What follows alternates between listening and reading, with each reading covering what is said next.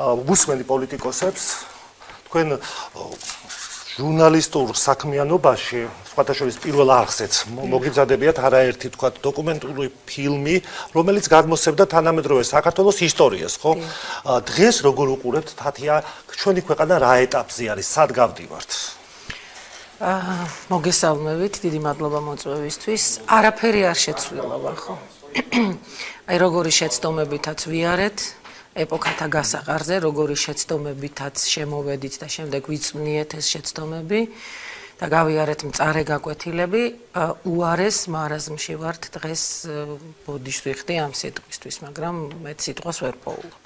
ეხლა მე ვუსმენდი თქვენს ეთერს და პოლიტიკოსებს ეკითხებით თვითმმართველობის არჩევნებზე. ისინი პასუხობენ, რომ მოსახლეობას უჭირს ამ დროს დასამტკიცებელია ბიუჯეტი. ამ დროს ადამიანებს ეხვეწებიან პოლიტიკაში მონაწილეობაზე, რომ ამ ხალხის მდგომარეობა ოდნავ მაინც გაუმჯობესდეს. არა იცით, ჩვენს დღის წესრიგში ეს საკითხები არ დგას, მხოლოდ პატიმრების განთავისუფლება და აი ესეთი დემაგოგია. ეხლა მინდა ხაზგასმა გავაკეთო, რას ნიშნავს სიტყვა დემაგოგია. ალბათ ყველა მიცის, მაგრამ ხშირად ერევათ კაზუისტიკაში.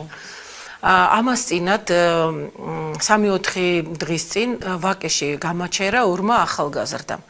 ჰქონდათ მიკროფონი ლოგოს გარეშე და მე ვიფიქრე, რომ სტუდენტები არიან და ქუჩის გამოკითხვას აკეთებენ და ამიტომ დიდი სიამოვნებით მივეცი ინტერვიუ და მათ დამისვეს კითხვა, თუ რა პრობლემები ქონდა ქართულ ოპოზიციას და მე ვუპასუხე, რომ ქართულ ოპოზიციას აქვს ის პრობლემა, რომ ის საერთოდ ვერ ერკვევა გლობალურ პოლიტიკურ საკითხებში, აი ამ სერიოზულ პროცესებში, იმ ტექტონიკურ ცვლილებებში, რაც დღეს მსოფლიოს ირგვლივ ხდება და ისინი ძალიან დიდ რისკებს იღებენ საკუთარ თავზე თაობების წინაშე. მე გადავხედე კომენტარებს და ერთი ადამიანი წერდა, რომ აი ესო როგორი მომზადებული პასუხი აქვს. ხო და ეხლა მინდა რომ ცოტა შევცვალო ეს პასუხი, იმიტომ რომ არ არსებობს დღეს პოლიტიკოსი, რომელიც ვერ აცნობიერებს რა ხდება და აქვს ის პოზიცია, რაც აქვს, ანტისახელმწიფოებრივი. აი ეს არის სწორედ დემაგოგია, იმიტომ რომ დემაგოგმა ზუსტად იცის რას აკეთებს. აი ახლა ის ჩემი კომენტარი, მინდა რომ იმ ჩემ კომენტარში ცოტა სინათლე და უფრო მეტი, ასე ვთქვათ, ხო, განვავრცო. გაიყიდა საქართველო, ეს არის დემაგოგია. ევროპული მომავალი წაგვართვეს, ქვეყანას ვკარგავთ. აი ეს ყველაფერი არის დემაგოგია, ამით არის დაღლილი საზოგადოება. და კიდევ მინდა ის ვთქვა, რომ აი ეს პოლიტიკოსები დიდი ხანია უკვე ერთმანეთს ელაპარაკებიან და საერთოდ საზოგადოებრივი აზრის მიღმა არსებობენ.